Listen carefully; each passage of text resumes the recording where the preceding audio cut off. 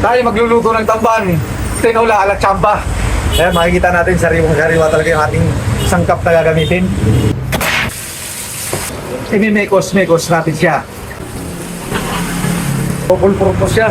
Para malaman natin magkaroon ng laman siya.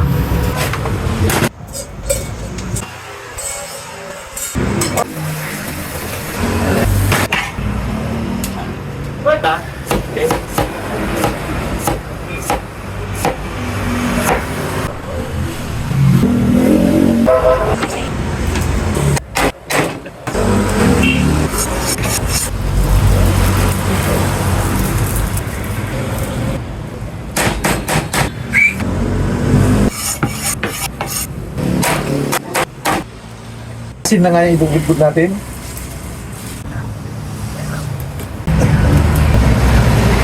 Ito yung asin lang yung nilagay natin. Natural lang yung gagawin natin. Wala tayong chemical na ilalagay. Kasi sariwa naman siya. Tatakpan muna natin pansamantala. Siguro mga 5 minutes. Luto na siya. Amoy pa lang. Mukhang masarap na. Titikman na natin siya. Para dila na lang natin yung musga. Sabaw lang muna.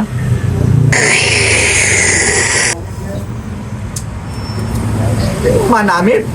Pwede na siya.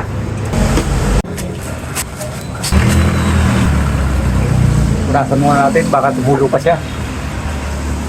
At piling na rin natin ikakawin ito. Ano pa nga ba? Wala na tayong magagawin nito kundi kumain na tayo. Tara na!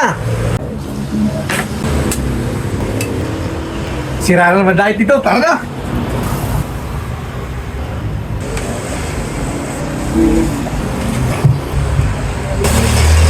First bite. Kamatis muna yung sabaw. Mainit. Malinamnam. Ito ng tamban.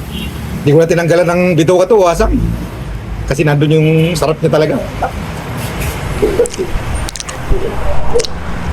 Ako ka na nung kita, ikaw talaga. Aba, Talaga?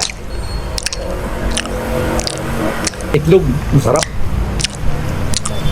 Kaya ano pa? Tiga na.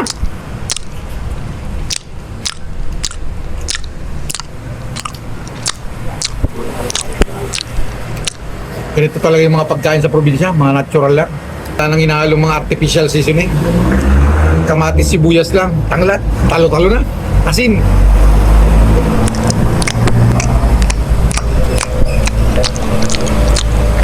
Sarap ng itlog niya. Hindi, iba talaga. Kaya ano pa, tara na.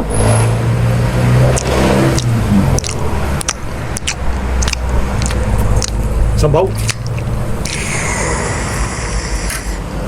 Natural na pagkain. Ayan, sumasandok na nga itong mga kaibigan ko. Ang Anong masasabi mo? sarap, sarap. Sabaw. Sarap, lasang-lasa talaga. Walang bitchin, walang anumang napakasarap. Tuloy-tuloy na tayo sa pagkain, kaya ano pa, tara na!